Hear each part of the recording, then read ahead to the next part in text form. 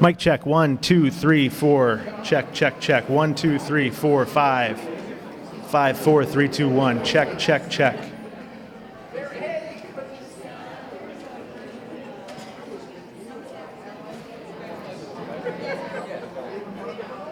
I guess, Greg. You were with the Shuttles in 1986. We took a long road here, David.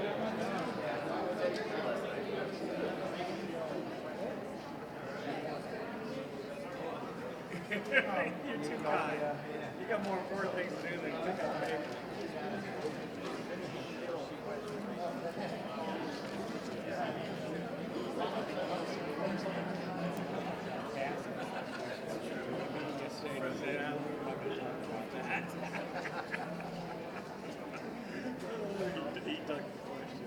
Well, I got my baseball.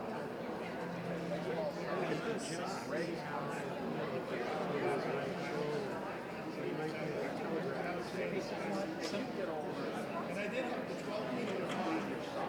Yeah, my son. I'm years old.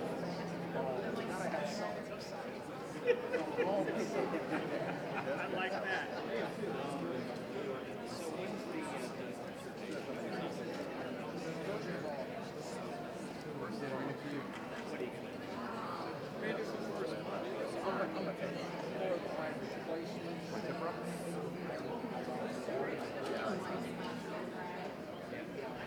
So where do you want us?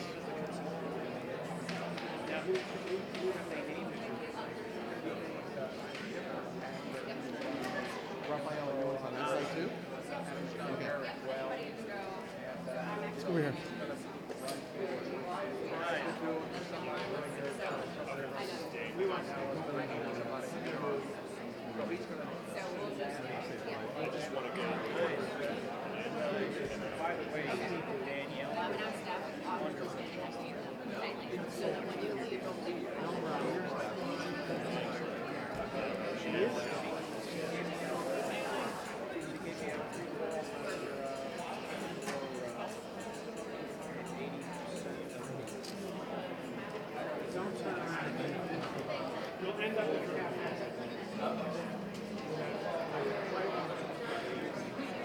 You know what? My thing would be over quick. Jen, why don't you guys? Yeah. Why don't you guys come over with us? She said we should always direct our attention to whom we're speaking. Mm-hmm. She already told us. No, I figured that. I said, what about facial? What about facial expression? Oh yeah, no facial. No, she just said smile with your eyes. This is how I look. Like smile. No, this car. It's Like what I've got. I can't look that way, and I'm sweating profusely because I'm afraid of heights. I told him not to lean on it. I know Chandra was like, hi, I'm sorry. I'm like a little uncomfortable. I think she should hold it. He's just going to make reference to these are the people. I told him.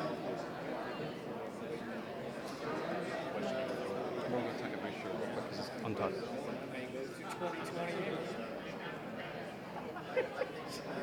Just to see the end. I want to see how it all plays out.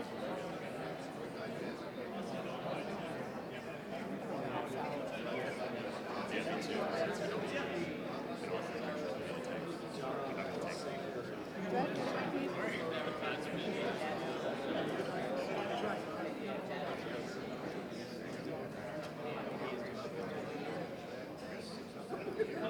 Had like an hour.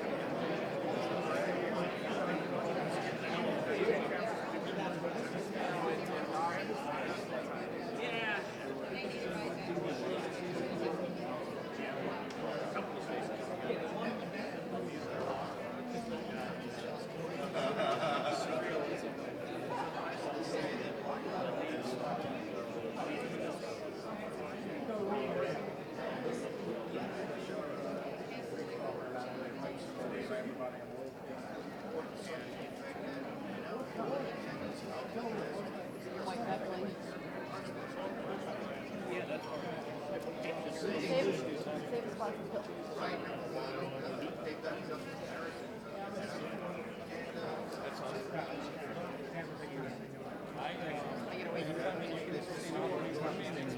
get you through.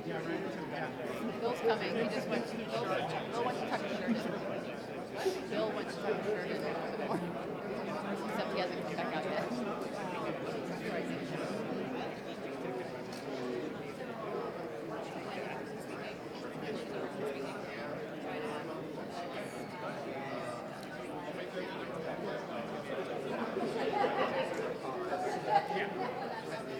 You guys gonna fade and go over the back of the race.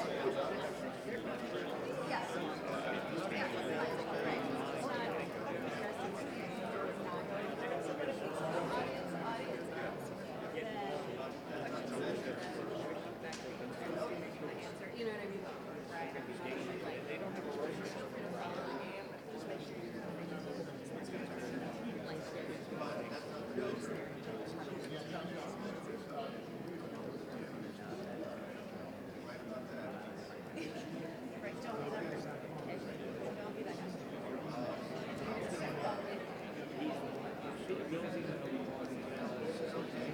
He's coming.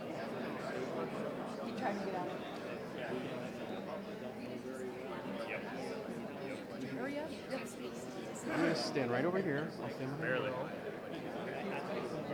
gonna get real cozy. Just don't push me over. Please. There you go. Just keep grabbing. Yeah. Okay. You want to hang on to my belt? That's fine. It's not the loop. You gotta get your hand. No one on the side. Hey, Brian, I want to take out your credentials.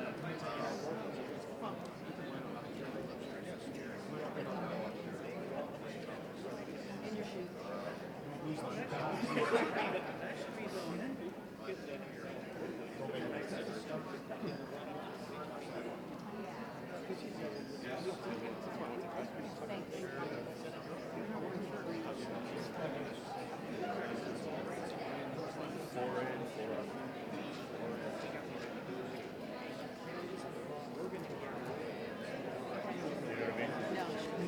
Like count in your head. Breathe in. 1, 2, 3, 4. Breathe out. 1, 2, 3. It's like I'm walking. Just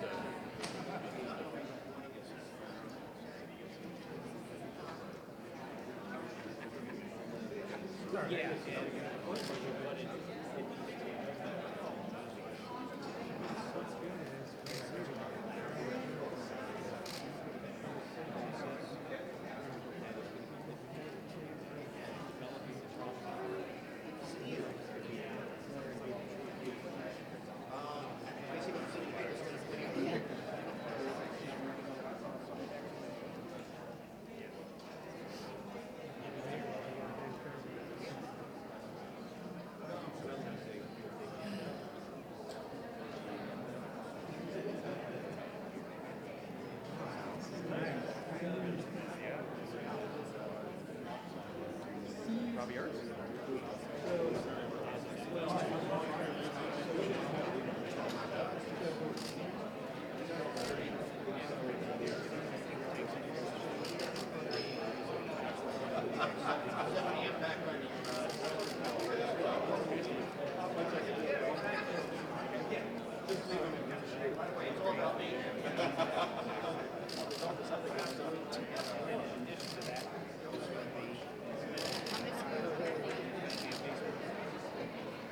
Ooh, wait.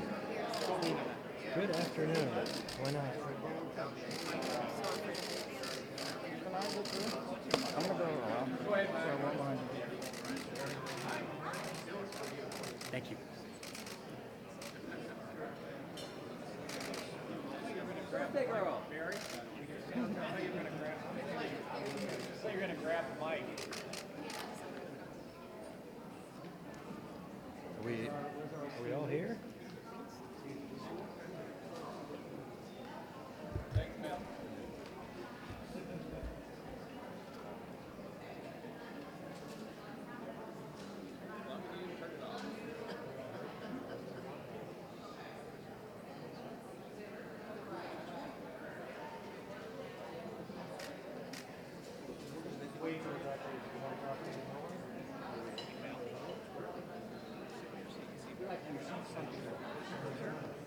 We're just waiting on Hank.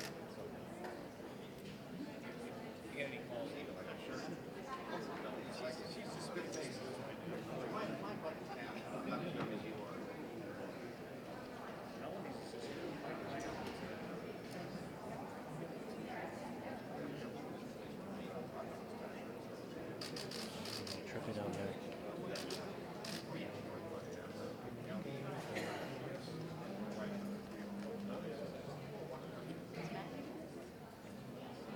He's speaking. You see Jim's here?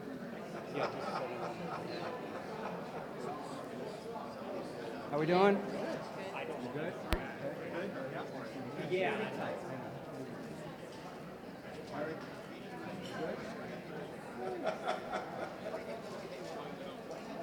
Yeah. I know we don't rotate your pen. It's funny, they rotated Yeah. the other way. I had it that way. That's the way it's supposed to be because the trademark is on the bottom. Unless it fell. No, it couldn't have fallen. Really set it off on the right side. For what? Oh, he better be. What's that? 15 minutes. It's all right.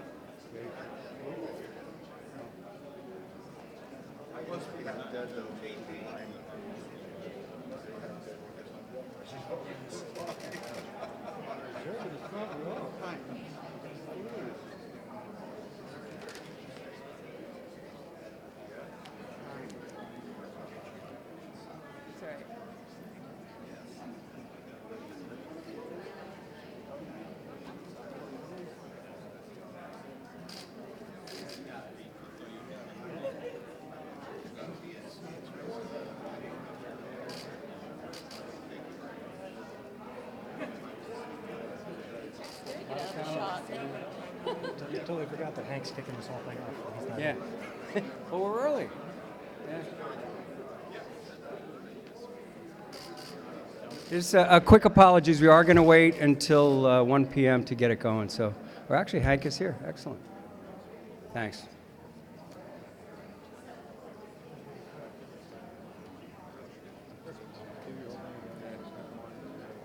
Gang, just a quick heads up for the order of events here.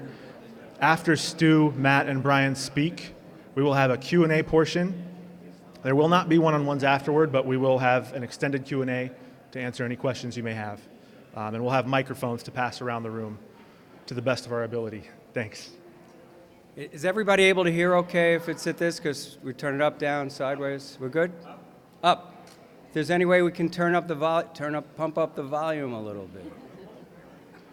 Thank you. Raise up the volume, even better. Touche, Charlie. Touche. So you can have fun with this stuff. What's that? It's near the... Okay. Yeah, at least we try. All right? Let's go. Yeah.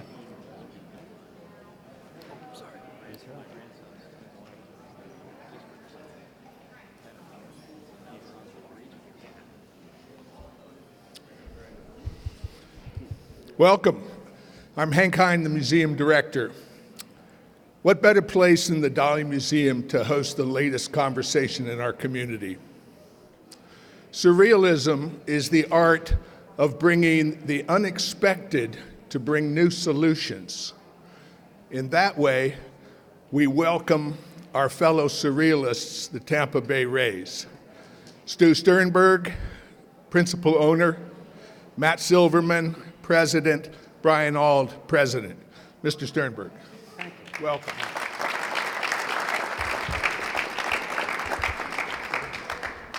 Hank basically covered it in a nutshell right there. I would want to thank city officials, county officials, St. Pete Chamber, and other business leaders, team sponsors, members of the media, and the Rays staff for all being here today. And I just need a quick happy birthday shout out to our beloved, wonderful, incredible Cass Halpin, who's right here. I know most of you know her. You've come across her in this. The tribe takes care of all of us here. Thank you to Hank, thank you to the Dolly Museum for the warm welcome and really perfect setting today. We count ourselves fortunate to have you and this wonderful world-class attraction in our community. 15 years ago, I had the great opportunity and privilege to become an owner of a Major League Baseball franchise, and not just any franchise, but one located here in St. Petersburg in Tampa Bay. I saw Tampa Bay as a great place, and Major League Baseball a great sport. Together they could flourish. Looking back on these past 15 years, I beam with pride at what we have all been able to accomplish together. Proud teams we've put on the field year in and year out, and proud of changing many of baseball's long-held assumptions. Proud of the philanthropic work my partners and I have done alongside our sponsors and community leaders. Thank you. Proud of our civic engagement and our leadership across both sides of the Bay. Proud that kids growing up here know only one team to root for, the Rays. I've been a baseball fan all of my life. Some of you know I named my oldest son Sandy after Sandy Koufax. And for those of you who don't know, he was a great pitcher who retired in 1966 at the age of 30. So I didn't think I'd ever get to the point of having to explain who Sandy Koufax might be.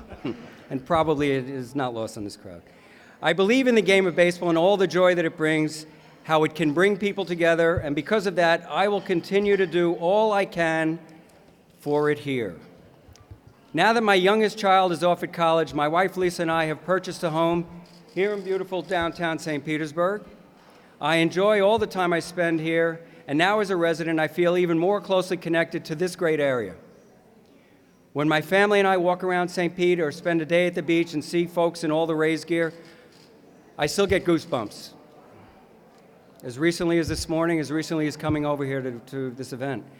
That is the most powerful, visible reminder of what we have all accomplished.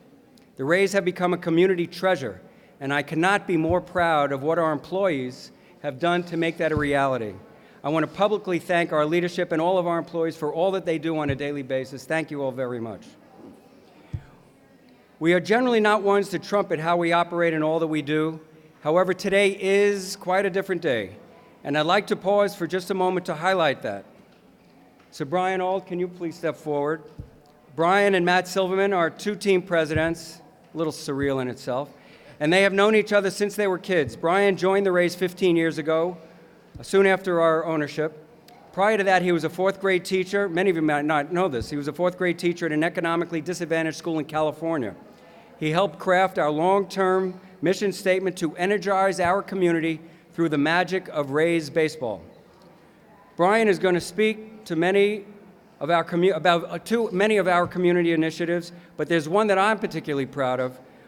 More than 10 times each season, we welcome military personnel, veterans, teachers, and first responders to attend games at Tropicana Field for free. Brian will step up and give you a lot more detail on all this. Thank you very much, Stu. I repeat our mission incessantly: energize the community through the magic of Rays baseball. It isn't my job today to go through our incredible record of on-field magic. I'm here to let you know how we operate this business year in and year out, and I'll start by saying that we are a very proud organization. We were proud to stand on the steps of City Hall with Mayor Kreisman and then Secretary of Labor Tom Perez in recognition of our exemplary corporate citizenship, lauded for our minimum wage, our flexible leave policy for parents. We are proud that through Stu's foundation, we have built 7 Kaboom playgrounds throughout Tampa Bay, projects that are near and dear to me because I was on the receiving end of one of those playgrounds back when I was teaching. We are proud to have partnered with Creative Pinellas and local artists on this year's poster series and of lending our platform to promote one of the best aspects of our hometown. We are proud of the $50 million in improvements we have made at Tropicana Field, of the fan hosts who provide friendly customer service night in and night out, and of our nationally recognized efforts in marketing and promotions. We are proud to be lead investors in the chambers on both sides of the Bay, the EDCs on both sides of the Bay, and the Tampa Bay Partnership. And we are proud to put our employees through programs like Leadership St. Pete, Tampa, and Tampa Bay every year. We are proud to have supported every transportation initiative on both sides of the Bay. We are proud to have partnered with the SPPD on Park, Walk, and Cheer and similar programs in Clearwater and Tampa, supporting community policing. We are proud that nearly a dozen of our staff have participated in the Courageous Conversations program through the Foundation for a Healthy St. Pete. We are proud that we decorated a double suite to make it feel like a children's playroom so that we can host foster kids and children seeking forever families. During every one of our home games, dating back to James Shields' initial championing of this idea, we host a group of children whose lives are so challenging that they regularly tell us the night in the suite has been the best of their life. And we are proud that several of those children have actually been adopted into forever families, matched with parents they met at Tropicana Field. What I have listed is just the tip of the iceberg. Indeed, we have meaningful partnerships with just about every MPO in the region, and we are proud of them all. We know we are not a perfect organization, but we are one that tries at every turn to do the right things for the right reasons. Nobody is saying we haven't had our stumbles, but our intentions have always been driven by our mission. Earlier this year, a friend lamented to me how the Rays had made Tropicana Field cash-free and seemingly blown the PR effort around it. I get it, he said. You have your reasons, and I'm sure you've thought it through, but why do you always have to be first? Well, it's who we are. We like to be first. We were the first to aggressively deploy the defensive shift and the first to trot out the opener. We were the first company in the area to encourage all employees to take one paid day off per month to volunteer wherever they choose. We are always the first team in MLB to raise their hand and offer to host other MLB teams in times of crises, whether the Orioles during the Baltimore riots or the Astros following a hurricane. We were the first team to go to Cuba in decades. We were the first to partner with CASA to put domestic violence posters and hotlines in all of its restrooms, a policy taking root at venues across the country now. We are the first and only team to offer 2 free tickets for all active military, veterans, first responders, and teachers and their guests, and we do it over a dozen times every year. And we were the first team and first local organization to publicly proclaim that the Confederate statue on the Hillsborough County Courthouse needed to come down. We were the first and only Tampa Bay organization to track down and pay for a plane that could bring supplies to and evacuate victims from Puerto Rico in the wake of Hurricane Maria. We were also the first to rent and load up moving trucks with supplies and have our staff drive up to the Panhandle in the wake of Hurricane Michael. We were the first and only team to provide same-sex couples with benefits before marriage equality became the law of the land. And we were the first team to sign onto the Supreme Court brief in favor of marriage equality, and one of only 3 teams in the entire country that ever did so. I want to finish by saying something that I think should be obvious and plain, but we almost never speak about. None of this happens without Stu. He has empowered us, and I mean all 500 plus of the Rays employees, and challenged us to run an organization capable of competing year in and year out in a first-class manner. He's allowed us to use every resource this business generates to accomplish those goals. He's a daily sounding board for us. His ideas are woven through the fabric of the organization, and his leadership is ever present. I want to share a story that tells a lot about how this organization works and about how important I believe baseball can be to a community. The morning after the Pulse nightclub shooting in Orlando, I received an email from an employee. Can we do something amazing for Pride Night on Friday? It read, all of our hearts are broken. I forwarded the message to Stu. He wrote back simply, do it big, do it right. It was all we needed to get to work. Our staff poured their hearts and souls into it. 40,000 people witnessed firsthand the very best of the Rays and Tampa Bay. Millions across the country saw the team on TV. And of course, we donated 100% of the revenues from that night to the Victims Fund. The day after that Pride Night, I opened my inbox to a letter from Equality Florida's remarkable CEO, Nadine Smith. In part, it read, thank you for lifting our broken hearts last night. Thank you for helping us gather and to mourn and laugh and cry together. The tribute video was almost unbearably beautiful. It overwhelms me even now. Last night, I was right where I belonged. The grief is not contained in Orlando, and we need places to comfort each other and heal all across our state and country. You gave a safe harbor to a community whose sense of safety and belonging had been shattered. I received a note later that day from Commissioner Manfred. It simply read, you have made our sport proud. The Rays are a proud organization. I am so proud of what we have done these last 15 years.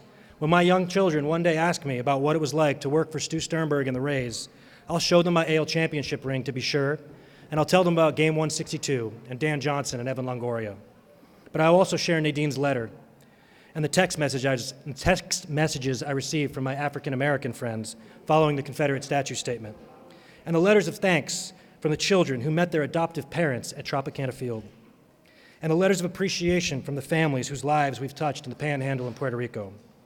We don't talk about these things all that often, though we're told that we should. But I appreciate you all taking the time to listen today. so that I could share with you a little bit about who we are, how we do things, and how very deeply we are ingrained in this community. Stu? Thank you, Brian, and thank you all for... No, I'm just kidding. Thank you. That was wonderful, wonderful. Okay. Over the past 15 years, we've accomplished so many of our goals, yet a most important one has eluded us, a new ballpark that guarantees the future of Major League Baseball here in Tampa Bay. It has not been for a lack of effort by many on both the outside and inside the Rays organization. More than a decade ago, we strove to build a ballpark on the waterfront at Al Lang. That park was planned to open 7 years ago in 2012. For the past 3 years, with permission of St. Petersburg, we attempted to build in Ybor City. I won't belabor us with a lengthy retrospective, but the look back is an important one as it does clearly inform our future. For most of the franchise's 2 decades, there's been a question about its viability. We cannot pretend that for a tweak here or a slight turn there, everything would be great, that we'd have the strong and sustainable franchise that we all crave. In spite of our successes on the field and the development of a growing fan base across this wonderful region, we greatly lag behind the rest of the league. We are at or near the bottom in every economic category in Major League Baseball. This is a reality, and we can all confront it together. In many ways, our issues are the product of what makes Tampa Bay great, makes it unique. Rather than one large central business hub, we have a collection of cities, each distinct, each with its own wonderful character. We are all surrounded by the beauty of the Gulf and the Bay, a beauty that highlights the challenges of connecting these cities and communities. Our economy has traditionally been driven by migration and tourism. Tampa Bay attracts people from all over the country as transplants, as tourists, many of whom proudly show off their visiting team gear as they visit Tropicana Field. We are a region driven by entrepreneurial spirit and small businesses, rather than by large Fortune 500 companies, corporations. These are regional strengths. They make St. Petersburg and Tampa Bay incredible places to live, to work, and to play. We are simply not well suited for a Major League Baseball team that needs to draw tens of thousands of people each of its 81 games to its ballpark. The team plays 81 games in its ballpark and is in need of drawing tens of thousands on an average basis. Not many communities are, quite frankly, and to force that to happen here when the conditions are not right could be more than damaging to a team, to Major League Baseball, and most importantly, to a community, than to confront that reality and have a conversation about how to keep baseball here for generations to come. So that clearly brings us to the subject of the day, our idea for Tampa Bay and Montreal, there I said it, to share the Rays. To be clear, this is not a staged exit. That thought has never entered my mind. This is not us taking even one glance towards a relocation to Montreal. I rejected that idea years ago, and I continue to reject it today. This is not a page out of a playbook to gain leverage. We are focused on this plan. We are focused on how the Rays can thrive here in Tampa Bay. This is about Tampa Bay keeping its hometown team and Montreal having one as well. A permanent arrangement, a generational commitment to both communities. Both communities secure that Major League Baseball will be played and thrive there for ours and the future generations. And because of it, a deep and powerful connection between two regions can form with baseball at its bond, at its core. We think this can and will be extraordinary for the region. 81 home games is a lot of games. Does a community need to host 81 home games for that affinity, for that connection? No other professional or amateur sport comes close to providing 81 home games in a season. For a moment, let's step away from the orthodoxy of 81 games, as we're here in the Dali, the surrealist. 81 games in the same ballpark, and instead, let's open our mind to new possibilities. How about that? To an intimate, porous, open-air, suited ballpark, suited for the beautiful Tampa Bay spring weather. Baseball, not just spring training, but regular season games, played outdoors the way baseball is meant to be played.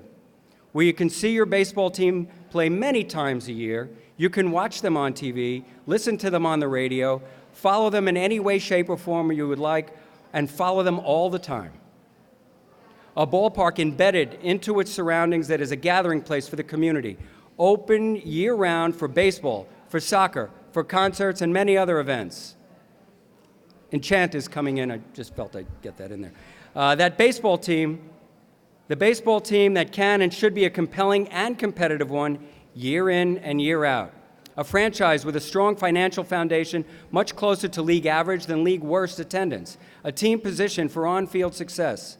Beyond the playing field, beyond the majestic home runs and walk-off wins, let's think about the economic activity that baseball will bring, from the ballpark and all that it inspires, and from the connectivity to another world-class community in Montreal. That community will come here in droves to watch our baseball team, to set up businesses, visit our beaches, shop in our shops, eat in our restaurants, share in our community, perhaps retire here. It will spawn an economic connection that is, like its team, will last for generations and grow even more powerful as the years go by. I suppose the best way I can describe it is to fast forward to what it could look like a few years from now. Picture opening day in 2024, March in Tampa Bay, a sunny 78-degree day, ideal for outdoor baseball in a modern, intimate ballpark. Over 30,000 Rays fans cheering for their team. Then a few months later, a summer send-off game as the team heads to Montreal for the remainder of the season. Then in Montreal, another intimate outdoor ballpark full of Rays fans, ideal for the summer nights of Montreal, a crowd of fans from Tampa Bay there too, celebrating that second opening day. A baseball season, 162 games in Tampa Bay, in Montreal, Montrealers visiting their Rays in Tampa Bay fans taking a special trip to see their Rays in Montreal. Baseball thriving in both places like it would not, if all 81 games took place, were home games in one place. Today, this is about why that is a great idea. It's not about relocation. It's not about negotiating ploys. It's about a new norm, a better norm for the team and for Tampa Bay. We know it's going to take a lot of work. It's a complicated idea, especially when you first start to consider it. We all can and do find problems in new things, especially when listening to the blaring voice of social media these days. No doubt there are huge issues to surmount. We're aware of that going in. We knew that. We believe we can get past those because the excitement of what this can bring is powerful. The impact this can bring is powerful. It is change. I totally get that. Almost anyone who hears it scratches their head at first. It's an idea that takes some time to set in. We're asking for open minds. It would be an amazing thing to be a part of. We want to do this because we are champions of Tampa Bay. We believe in Tampa Bay. We live in Tampa Bay. We desperately want there to be a baseball team here in Tampa Bay. Baseball is a beacon and a community pillar, a pillar that also brings with it dynamic economic activity and vitality. This is an exploration. We are asking for people to keep an open mind and join us on this exploration. We're asking for a discussion. When you close your minds off to discussion, you close your minds off to opportunity as well. There are many, many details for us to work through and many more that we will learn through this exploration. Let's keep an open mind. We are excited about this. We want to do this. We certainly don't have all the answers today. We have an incredibly exciting idea, and most importantly, the will to see this idea through. Today begins a conversation, the exploration, and collaboration. I believe that we can give this full and fair consideration. I believe strongly in the sister city concept, and together we can make it a reality. Thank you.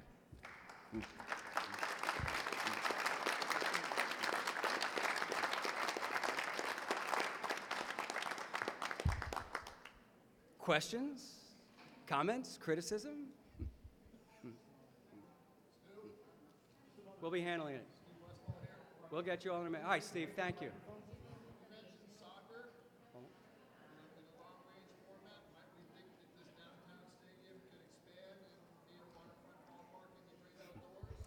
We might be thinking about most anything.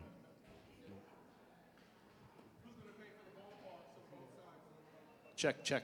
Excuse me. All right, from this point, we're going to wait for the microphone to reach. Steve, thank you with for questions. lunch. It If was you have outstanding. questions, please raise your hand. And We have dinner someone last on each night, side too. of the room holding a microphone.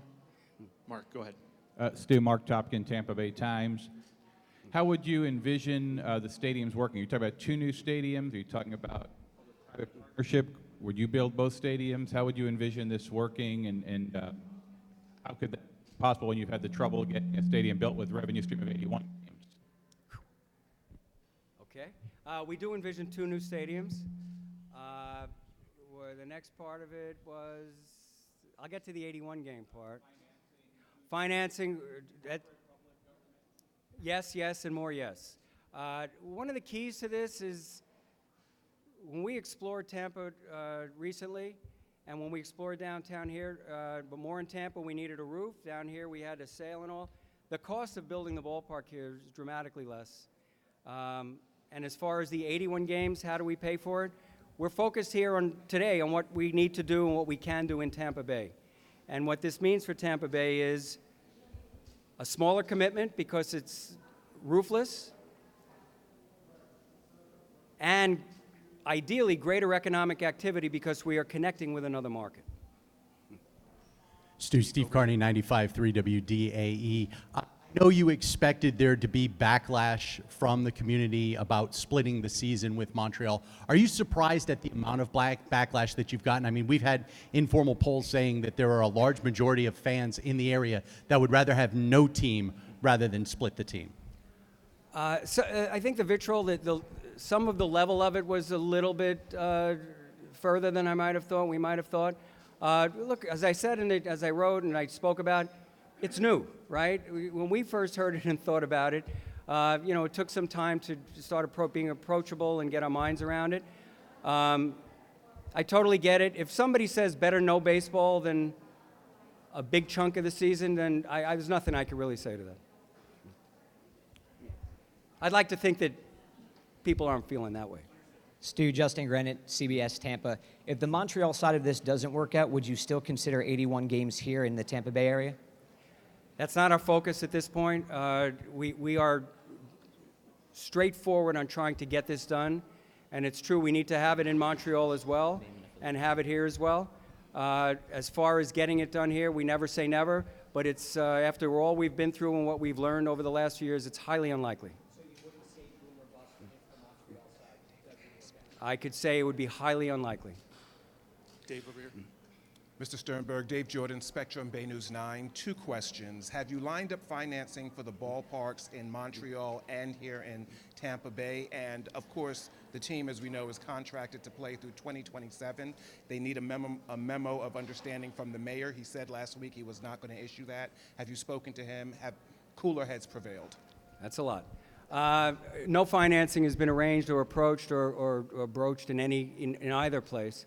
And as far as the mayor, we have spoken with the mayor multiple times over the past months, and we expect and we will have conversations with him going forward. Sir, Josh Solomon with the Tampa Bay Times. Have you made a decision on brand new ballpark or renovated ballpark, and if so, if brand new, where might that go?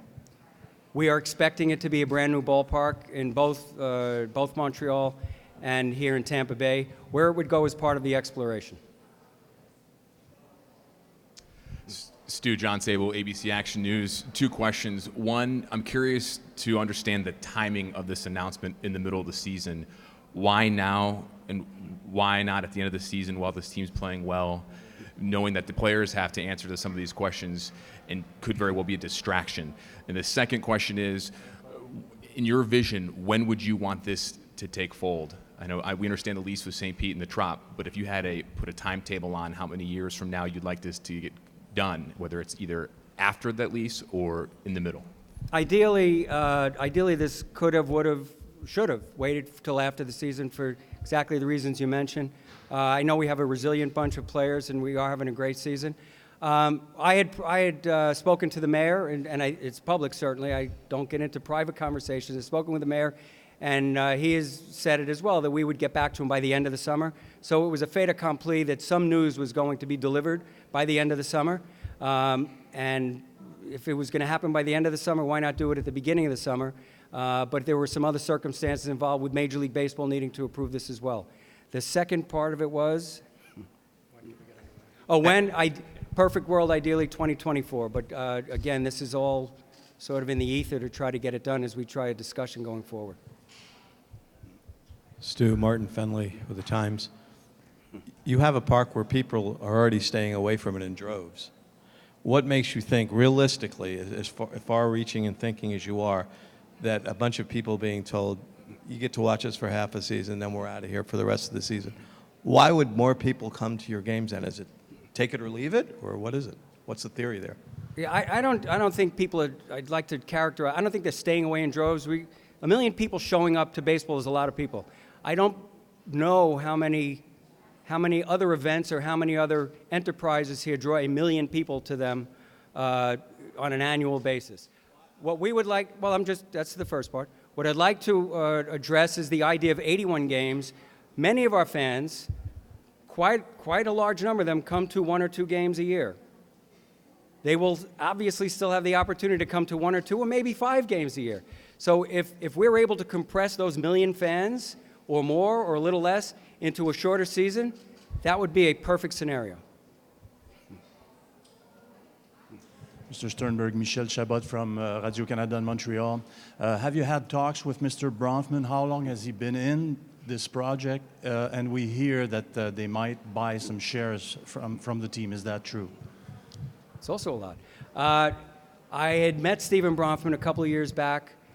He came to me, was introduced to me as he was looking for an expansion franchise in Major League Baseball. Mr. Bronfman, or Stephen, had asked us about relocation, and I immediately shot that down. Talked about if the team would potentially be for sale. Didn't go any further than about 12 seconds past that as well. We maintained a dialogue going forward because he had been speaking with other owners and team presidents and whatnot and officials in Major League Baseball and about expansion. And it became an expansion type of thing that they were looking for in Montreal. And through that, at some point, this idea of sharing the, I don't know exactly when, the sharing this team came up. How long ago? I met him about a couple of years ago. Oh, it wasn't even a talk about as much as just a concept of an idea of a thought. Don't know exactly when. Don't know exactly when. Rock, I don't. Rock in the back. Rock Raleigh, 1040 WHBO. There's been some talk that the Players Association, the union, this is going to be hard for them to agree on. Have you thought about that, Stu, on how to get that, for them to be on board with this, both cities? I have. Well, Matt ran our baseball department for a while. Maybe he can comment on it a little bit. And Eric is here, runs it. So Eric and Chaim, yeah, both here. They both reached out to some of our players right in advance of this news, so they wouldn't be caught off guard. And then the initial reaction is just what we would hope for, which is they're open-minded. They were reserving judgment. They're obviously going to defer to the Players Association for any conversations with Major League Baseball, but they recognize, like we all do, that if this comes to fruition, we're going to have more resources, and more resources means a higher payroll, and a higher payroll is good for all players within baseball. Jamel Ane, NBC. Have you guys thought about names? Would it still be the Tampa Bay Rays, the Montreal Rays? Has that idea even come up yet? We've thought about it. I can frankly tell you I don't have a good answer for that one. The nice part is when we start to think about names, then it means it's something that could actually happen, and we will figure that one out at a point in time, but it's a perfect question and has been asked of us. Perfect. Mark, there's a mic behind you. Stu, you said highly unlikely if you would seek a full-time home here if this plan didn't work. Would this impact your views on selling the team or not if this didn't work? And also, what would be the next plan? Because you guys always seem to think ahead if this doesn't work. I have no intention of selling this baseball team. I love being involved with baseball and all that I'm able to do within it. What happens next, I do not know. But we are, even though it seems like a long shot to everybody and a cockamamie idea and whatever it's been called, we really do feel great about it, and we think it can get done. Josh Cassio, Fox 13. Just to be very clear for the fans at home, if this doesn't work out, will there still be baseball in Tampa afterwards, if this plan fails? Well, we're here through 2027 regardless. It's a long time from now. I don't have an answer for 2028. I just don't. If I did, there's very little reason to talk about this, right? Steve Westfall, area restaurateur, different stores downtown, the Park Shore, the 400 Cafe here. Listen, Brian, The more the merrier, Steve. Keep them coming, huh? and God bless you for everything you've brought to downtown. I've been a resident here since the Rays came to town, and Brian, I mean, your speech about the contribution and what you do for this community is truly remarkable. It's incredible, and I can't thank you enough for what you have done to date. Stuart, I personally, maybe I'm an easy sell, but I think it's a fantastic idea. I think it's genius in the fact that, yes, I'm in the tourist business, and to think that all of those Canadians north of the border would have a reason to come to us in the season of the time of year that they visit already, to double up those numbers, and I truly do want to be an outdoor baseball fan, okay? I see your cost constraints with an indoor stadium. You take the roof off of baseball, and personally, you ask what's going to increase the numbers. I think automatically you will see a new fan base that will develop, because the great outdoors is what St. Petersburg has to sell.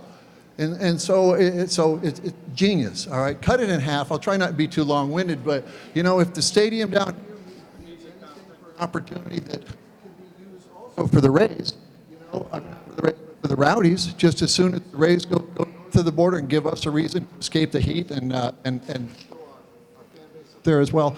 God bless you. I just say thank you very much, because my mind is running with this idea, and I wholeheartedly support what I think you're trying to do for this community, and that you'd be still in this community, and that's the part that I admire.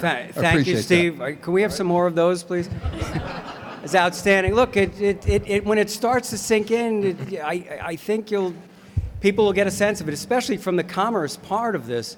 The heads in beds, or the restaurants, and the retirees, the people visiting, the people with a reason to go. I know we have seen multiple years where visitors from other cities, specifically St. Petersburg, go up to Montreal trying to bring businesses down here, trying to attract tourism down here.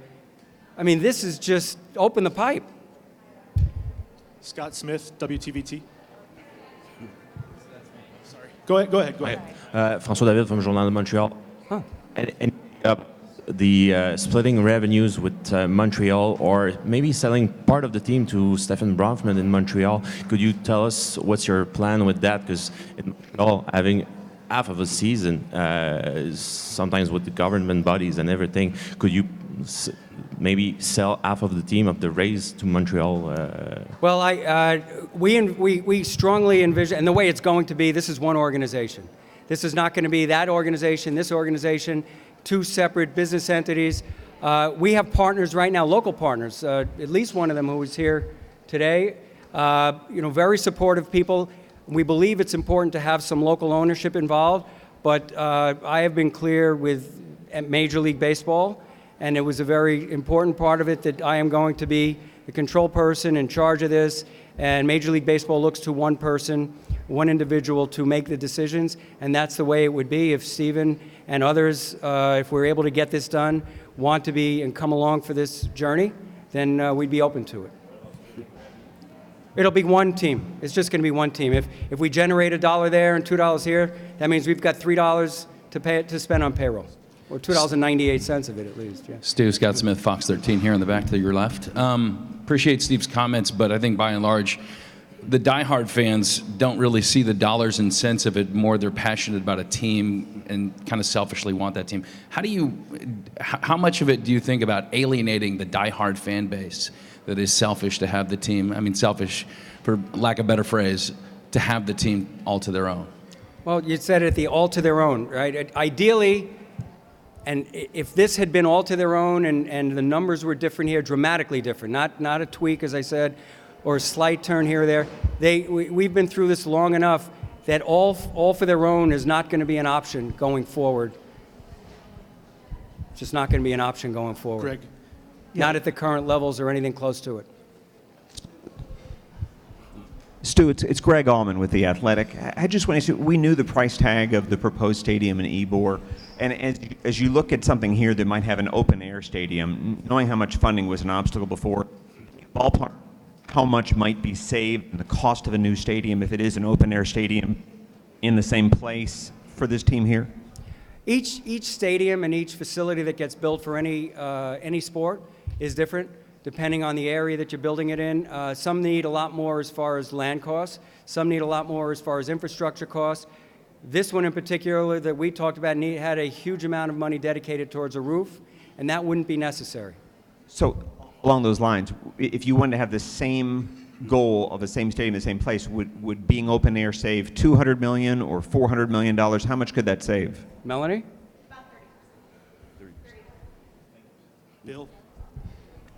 Bill Madden, finally. Here we go. Hi, Stu. Bill Madden here. My question is, answered part of it. I'm curious about the money of this whole. Sorry for the mics, guys. Okay. Basically, you've said about the Montreal part of this that they would maybe have some sort of local ownership in the team, but I'm just wondering, it sounds like you haven't really had much discussions actively with them as far as other than the fact that you're offering your team up to them for 5 months of the summer. And my second part of this question is, have you guys thought about how the postseason would work? Who gets those postseason games? The first part is, as far as the discussion is concerned, no, we haven't had much discussion factually about it. My sense had been, and again, this isn't about, Stephen Bronfman or a couple of other people. It's about the city of Montreal and the province of Quebec, right, need to get behind this. No one person or two people are going to make something like that happen. So we haven't had much discussion about it, but I'm cautiously but very optimistic that we can get something done. As far as the second one, as far as the playoff games, sort of like the name, it's going to be a high-class problem to have, one that I believe we will have because we have a competitive team pretty much every year, and we will figure out a solution to that as well. German Salazar, Telemundo Tampa. Is anything that the city of Tampa or the city of St. Petersburg can do to keep the team at this point for the whole season? I don't see it. I don't see it happening in St. Petersburg, and I would be hard-pressed to see it happen in Tampa as well, given what I know. Just given what I know.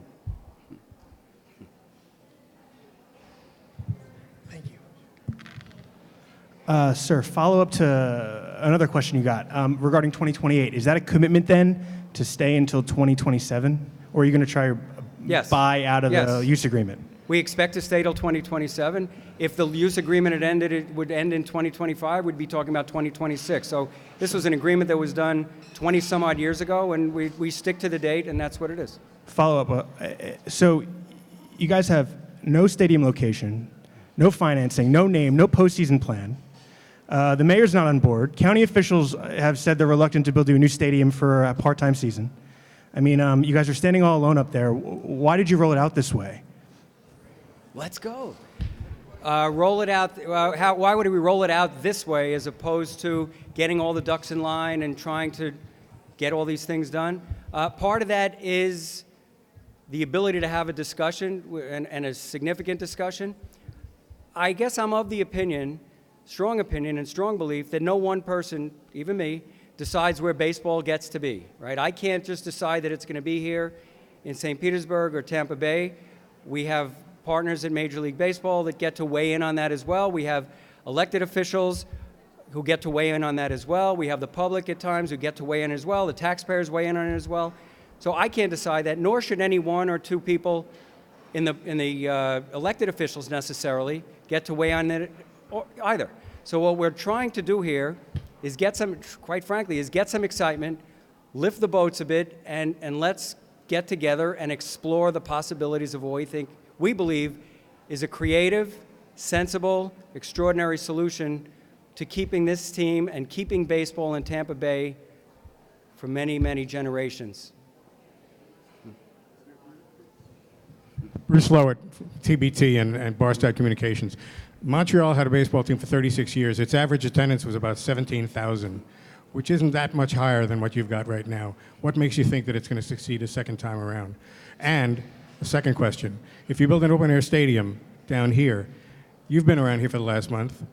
There'd be a half a dozen rainouts. How would you make them up and where? Okay, we'll work backwards. Every city, most every city has rainouts. You speak to any of the cities, especially to see what Chicago's going through or up north and everything. Speak to the reporters who go around.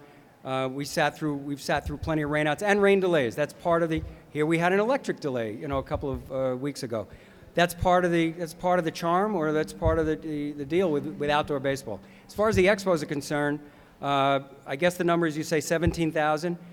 I'd ask you to consider this: 17,000 in a stadium that is not very convenient, in a stadium that is a closed-roof stadium, a bit of an antiquated facility, which is where they were playing, and 17,000 per game spread out over 81 games. You compress the number of games, you put it outdoors when the weather is great, and you do it in a city that's ready to embrace baseball again.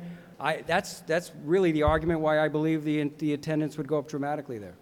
But again, we would need to drill down and find out if that's the case. Stu, Ronnie Lane, WDAE. I know you mentioned your other owners, your fellow owners, and they gave you guys permission to pursue this, but what kind of feedback have you had from some of the other ownership groups? Could you share that with us, please? Yeah, and I think it's a good opportunity because we talked about the rollout, and this news broke Thursday afternoon. To give you a little bit of the specifics without getting into all, breaking any confidence and things like that, we needed to go before, and a number of people up here, including myself, made a presentation for the Executive Council of Major League Baseball. It's approximately a third of the ownership. I'm on the Executive Council. We make the presentation. I recuse myself. We got asked some great questions. The people in this room, other than the commissioner and one or two of his support staff, had not heard about this before. They took a long time deliberating and talking about it. We came back. We're overwhelmingly in favor of you pursuing this right now. We're not giving you permission to move. We're not giving you permission that this is a done deal, but we would like you to be able to explore this because we think this is exciting. Fast forward now, one day later, there's a meeting of all the owners of Major League Baseball who then have to give it give it the stamp of approval. And my sense is that it got, at cocktails that evening and at dinner, the chatter got around a little bit, and the people were prepared for it in the room, and there were no questions. There were only pats on the back and excitement that it's something that we can go forward with. And a number of guys after the meeting said, gee, I wish that's something I had thought of for you guys. So, I'm not leaning, this isn't us, just leaning on Major League Baseball and, like the boogeyman, mommy says I can't sleep over kind of thing. But they are large partners. They're large contributors to to putting our team on the field every game and every year. And they're going to weigh in whether we like it or not. Last question from Rock in the back. Just wanted to clarify, this is right in the beginning. Now, it sounded like the commissioner said a new open-air stadium in Tampa Bay, new open-air stadium in Montreal. That's the goal. Is the Al Lang Stadium, if you were to refurbish that and get that up to 25,000, would that be a possibility, or it's got to be a totally new stadium here in Tampa Bay? That's absolutely a possibility. Okay, and the other thing, what did you say? It's a possibility, okay. Yes. The other thing, is there a possibility, I know you have an agreement with Port Charlotte, the county down there, is there a possibility of bringing spring training back to the Tampa Bay, up here, St. Pete or Tampa Bay? We do have an agreement down there, and we built that home. Melanie, who's here, was the lead person on that. We brought a project in with a cost of $27 million in spring training 10 years ago, which is, for those of you who are aware of the costs and what stadiums have been built for right around that time, is unheard of. We use an existing facility. So you mentioned Al Lang. We're going to try to get the place where it works and the place that also is most cost effective. So tie two things together. As far as spring training is concerned, it's on the table. It's absolutely on the table. And it could be the type of thing where we go and spring training follows, where you've got baseball from February through June. Yeah. Cool. Thank you. Steve, thanks. I'm going to kiss you.